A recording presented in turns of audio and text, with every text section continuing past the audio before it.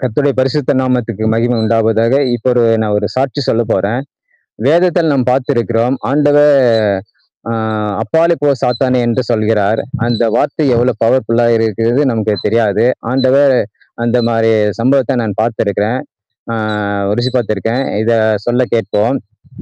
நான் இரவு நேரத்துல படுத்து தூங்கிக் கொண்டிருந்தேன். அப்ப இரவு நேரத்துல படுத்து தூங்கிக் கொண்டு இருக்கும்போது, நல்லா தூங்கிட்டு இருக்கிறேன்.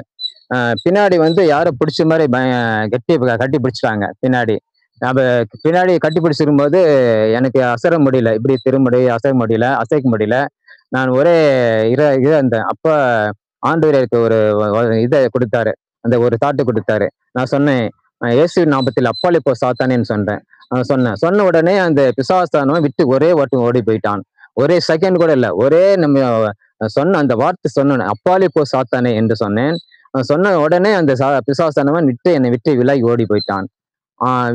விழித்து பார்த்தா யாரும் இல்ல. ஆண்டவர் எனக்கு சுகத்தை கொடுத்திருக்கார். நல்லா இருக்கிறேன். கர்த்தருடைய பரிசுத்த நாமத்துக்கு மகிமை உண்டாவதாக. ஆமென். அல்லேலூயா.